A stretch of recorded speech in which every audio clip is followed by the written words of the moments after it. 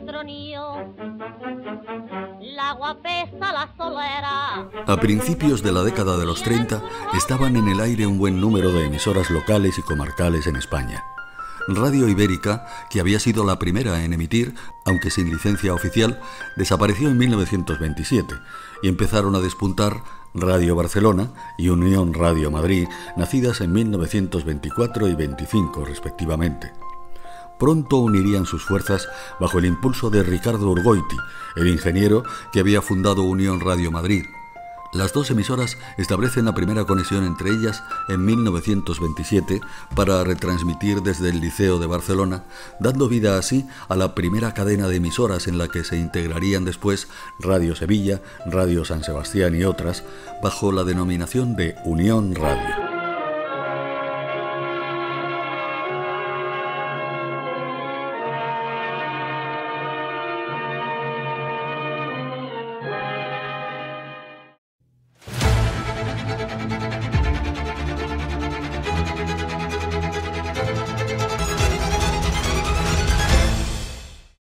Luis Medina había sido el locutor que dio paso al rey Alfonso XIII en la inauguración de Unión Radio Madrid el 17 de junio de 1925.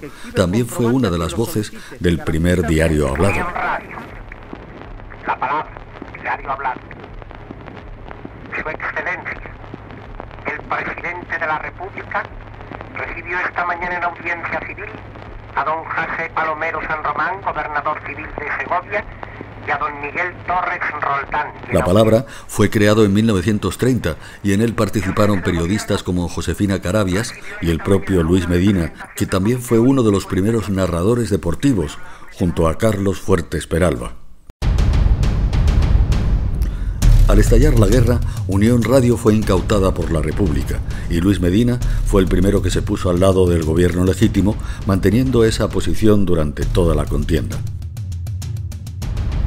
El 19 de julio de 1936, un día después del alzamiento de los rebeldes, suena un grito que se convertiría en lema en los duros años de la guerra. No pasará. Todos empiezan a defender la República. El fascismo no pasará. Dolores Ibarruri, la pasionaria, pronuncia un discurso histórico ante los micrófonos de Unión Radio instalados en el Ministerio de la Gobernación, en la Puerta del Sol, que como tantos otros discursos desprenden el ardor de su lucha contra el fascismo.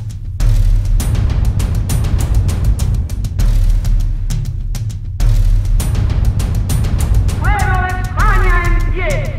¡Mujeres, defended la vida de vuestros hijos! ¡Defended la libertad de vuestros hombres! Todos los sacrificios imaginables antes que consentir que triunfen las fuerzas que representan un pasado de opresión, un pasado de tiranía. Todos contra la reacción, todos contra el fascismo. Un solo frente, una sola unión, hombro con hombro, unidos todos hasta acabar con el enemigo. Pero al tiempo que empezaba a librarse la batalla de las ondas internas, también se lanzaban las consignas y la propaganda al exterior. Desde 1928 existía en España una radio dedicada a las emisiones por onda corta que ya entonces alcanzaban Europa, América del Norte y África. Era EAQ Transradio Española. Uno de los profesionales que formaron parte de aquella radio fue quien luego se iba a convertir en locutor pionero de Radio Nacional y Televisión Española, David Cubedo. Mi primer contacto fue con la radiodifusión privada en el año 1933. Se trataba de una emisora en onda corta con 20 kilovatios para los pueblos de Hispanoamérica, para Islas Filipinas y una vez por semana, recuerdo perfectamente los sábados, para las Islas Canarias. Yo tengo un documento joya, auténtico, que conservo con un gran cariño. El doctor Castroviejo, ilustre oftalmólogo, residiendo en Nueva York, escuchaba una noche una emisión de las que emitíamos para Hispanoamérica y Norteamérica también. Él la cogió perfectamente y en vez de enviar una carta comunicándonos la calidad de recepción que tenía la emisora EAQ de Transradio Española, nos envió un disco pequeño grabado en su propio domicilio, en la clínica, supongo, con mi voz recibida perfecta y nítidamente en Nueva York y con una parte del programa informativo que nosotros emitíamos directamente. Había nacido la radio de la propaganda, una radio convertida en arma de guerra que vivió en España su primera experiencia, sirviendo de ensayo para la utilización que se haría del medio en la Segunda Guerra Mundial.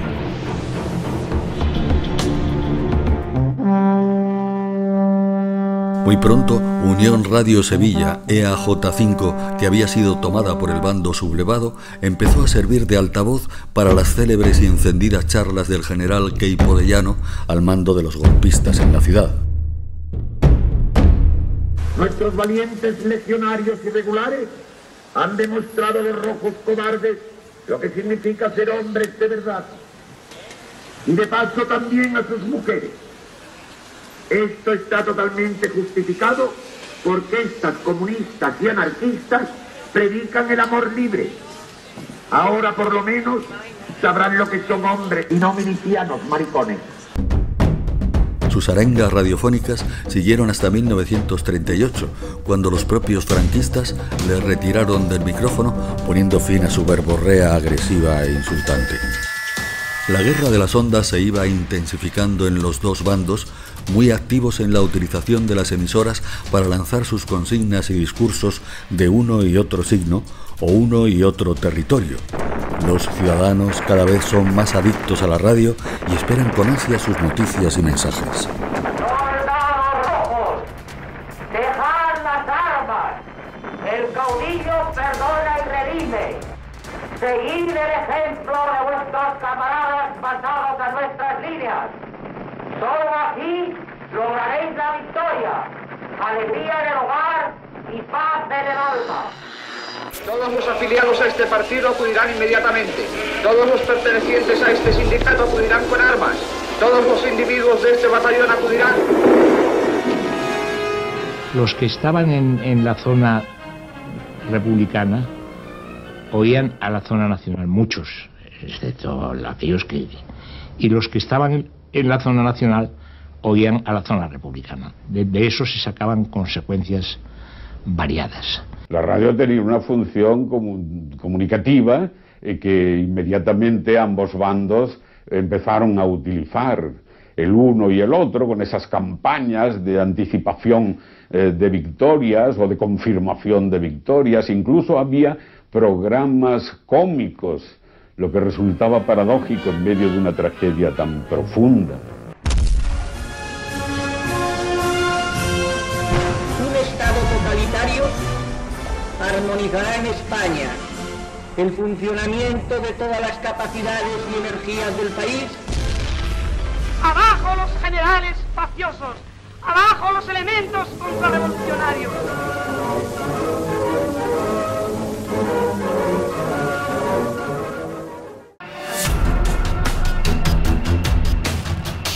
La guerra sigue y surge una nueva radio, la del bando franquista, fundada en Salamanca sobre los emisores regalados por la Alemania nazi y montados sobre camiones. La redacción se instala en el Palacio de Anaya de la capital salmantina y los estudios en el Frontón San Bernardo.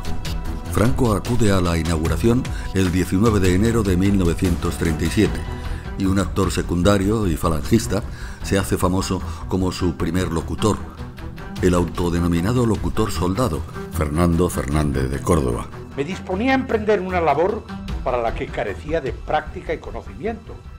Por si fuera poco, la presencia del generalísimo.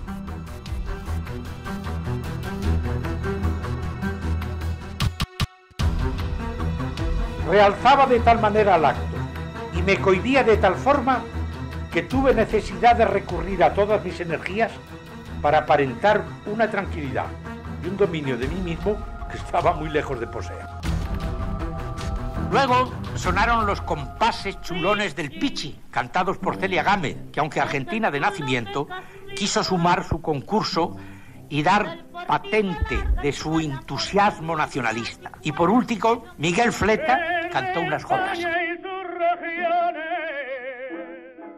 Así recordaba años después Fernández de Córdoba la primera emisión de la nueva Radio Nacional de España, en la que le tocaría la histórica tarea de leer los partes de guerra, como este último de la victoria final, que fue recreado por él mismo en los años 50. El ejército rojo han alcanzado las tropas tropas nacionales sus últimos objetivos militares. La guerra ha terminado. Los partes se emitían cada día en directo y no se grababan. El que vamos a escuchar ahora es un parte de la época de la guerra, uno de los que sí se grababa en el disco como reserva por si un día no llegaba el parte o no había novedades importantes en el frente. El número hecho de prisioneros. Han quedado copados varios batallones con toda su oficialidad. Nuestras tropas siguen la labor de limpieza del extenso sector ocupado ayer. Se han registrado indescriptibles manifestaciones de entusiasmo a la entrada de nuestras tropas en los pueblos ocupados hoy. La redacción de Radio Nacional de España estaba instalada en las mismas dependencias de prensa y propaganda, dependientes del Ministerio del Interior, y en ella trabajan ya una decena de periodistas y 4 locutores. Además de Fernández de Córdoba, destaca Sara Salgado como primera voz femenina, María Luisa Moreno de Elorza y Manuel Fernández Chávarri. Pero las posibilidades expresivas de la nueva radio oficial van más allá de ser puro transmisor de la propaganda del bando sublevado y empiezan a crearse productos radiofónicos como el espacio infantil Ondas Animadas, que pronto atrae la atención de los niños. Aparecen las primeras interpretaciones ante el micrófono y los primeros efectos potenciados con la música del sexteto de Radio Nacional. La plaza de toros, que constituía un inexpugnable fortín, está también dominada por nuestras fuerzas.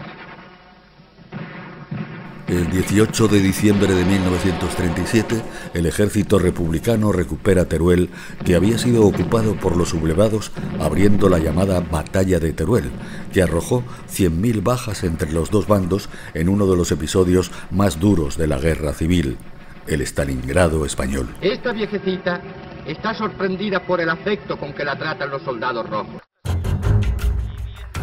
En Barcelona se celebra una manifestación para ensalzar esa efímera victoria republicana, pues el ejército de Franco recuperó la ciudad aragonesa 2 meses después. La radio está presente también en esa celebración que transmite Unión Radio Barcelona.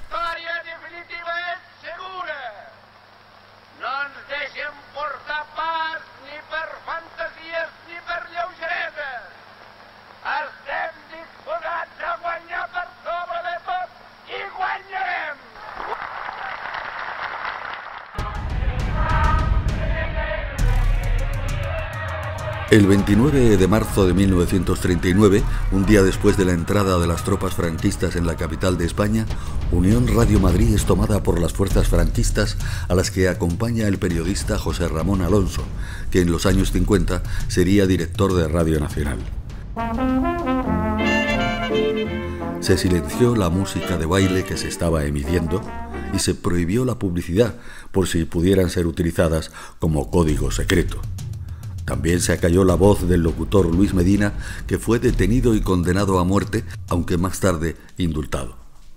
Poco después se anuncia por antena la toma de la emisora y a las pocas horas la señal de Radio Nacional de España, que se había trasladado de Salamanca a Burgos, se difundía por todas las emisoras de Madrid. El ministro de la Gobernación de Franco, Ramón Serrano Suñer, está anunciando aquí la ocupación de Madrid por las tropas del bando franquista desde Radio Nacional en Burgos.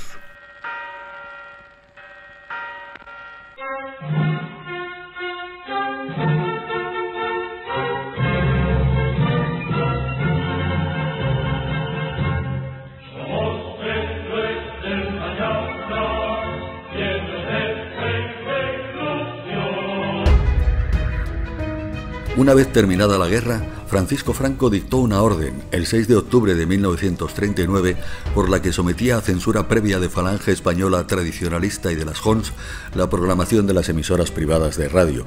Además, otorgaba a Radio Nacional la exclusiva de los servicios informativos, con lo que todas las emisoras debían conectar con la radio oficial a la hora de cada diario hablado, que siguieron conociéndose en el acervo popular como el parte. Se iniciaban a toque de cornetín y con la célebre Generala, una marcha militar del siglo XVIII.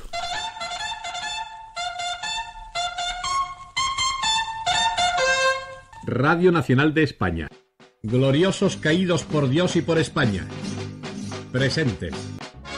Según la historia de la radio de Armand Balsebre, hasta 1942 conviven las redacciones de informativos y programas de Unión Radio Madrid y Radio Nacional de España en las instalaciones de la calle Martínez de la Rosa, a donde se había trasladado Unión Radio desde sus instalaciones en la Gran Vía, entonces Avenida Pi y Margal, por temor a ataques de la artillería durante la guerra. Otras fuentes señalan, sin embargo, que esta cohabitación solo duró unos meses.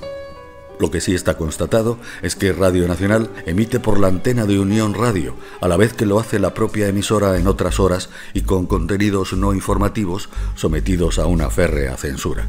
Radio Nacional de España. En este momento son las 11:15, hora oficial de la España liberada.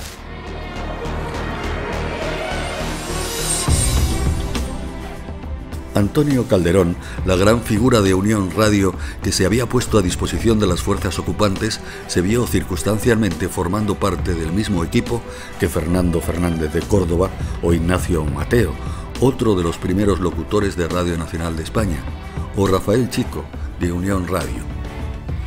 Más tarde se incorporan David Cubedo, Adolfo Parrita y Carlos Alcaraz. Donde mandaban Prieto y Don Laní, era en aquel Madrid de la cochambre, el largo caballero y Don Negrini. Al final de la guerra, Radio Madrid es autorizada a emitir 4 horas al día mientras intenta borrar su imagen de fidelidad a la República, creando en 1940 la Sociedad Española de Radiodifusión, SER, con Valentín Ruiz Senén como presidente y Virgilio Oñate como director. La cadena va recuperando su normalidad y su espacio en las ondas, excepto las horas en las que está obligada a conectar con Radio Nacional para la emisión de los diarios hablados.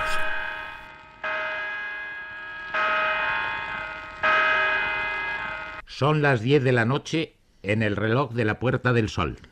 Diario hablado de Radio Nacional de España. Información nacional. Su Excelencia el Jefe del Estado. Lo cierto es que Radio Nacional de España es una emisora sin antena en Madrid y en buena parte de España, que emite a través de Radio Madrid y Radio España o emisoras de pequeña potencia de Falange, el partido único adoptado por Franco. Pero un hecho fortuito, ocurrido en 1942, cambia la suerte de la emisora estatal. El director de Radio Nacional de la época, Enrique Tomás de Carranza, encuentra por azar una emisora abandonada en los sótanos del chalet de Martínez de la Rosa, probablemente unos equipos antiguos de Unión Radio que, debidamente restaurados, son capaces de emitir con una potencia de 200 vatios y con alcance al menos para la ciudad de Madrid. Radio Nacional dejaba de emitir por antenas ajenas y tenía su propia frecuencia en la capital de España. España va a ser dotada de una completa red de radiodifusión y en este orden ocupa un lugar importante la emisora de Arganda, de modernísima instalación. El ministro secretario general, camarada Arrese, acompañado del vicesecretario de Educación Popular, camarada Arias Salgado, y del ingeniero jefe de la emisora, visita las obras de la Pero nueva la radio estación de oficial Onda Media. se potencia definitivamente con la puesta en marcha del centro emisor de Arganda en onda media y 120 kilovatios. Pues ya lo saben ustedes, hay 3.000 pesetasas para el primero que llegue aquí. La victoria franquista fue también una victoria sobre la radio de aquellos años, que se vería ya sometida a la censura, especialmente la informativa, y durante décadas la radio comercial se vio obligada a cultivar los programas de entretenimiento y espectáculo, en los que brilló notablemente. Estampa radiofónica de la jornada cotidiana del jefe del Estado. Las 8 de la mañana. Es esta la hora en que el caudillo comienza su tarea. 14 horas diarias de trabajo y 6 de sueño. Mientras la Franco no radio es oficial partidario de las se fiestas. centraba en la propaganda y en una adulación sin límites hacia el régimen de Franco y hacia su figura, aprovechando tener la exclusividad de la información nacional e internacional, que se mantuvo hasta 1977, 2 años después de la muerte del dictador. Boletín informativo de Radio Nacional de España.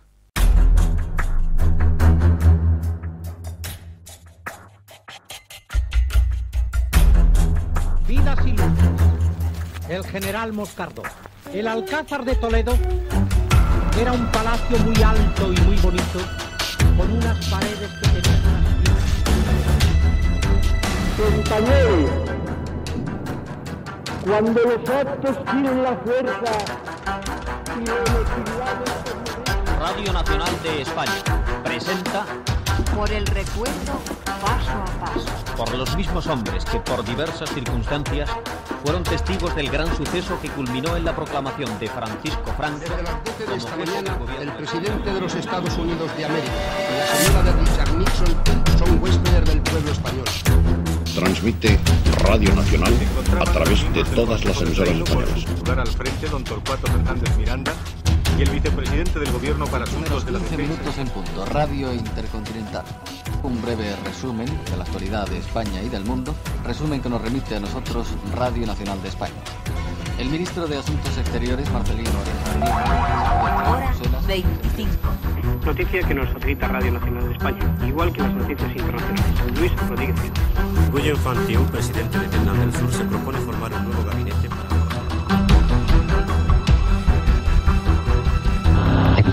La radio. La recuerdo con una claridad absoluta. El maestro particular que yo tenía, un primo mío, que concentraba en mi casa a 2 o 3 amigos de mi edad, nos llevó a casa del alcalde que había comprado un aparato de radio. Aquello fue revestido de una solemnidad aparatosa y no escuchamos nada más que ruidos, porque faltaba, según decía el técnico, un poco de tierra. No comprendíamos nada. Una cosa que venía por el aire, le faltaba tierra para ser escuchada con claridad la radio.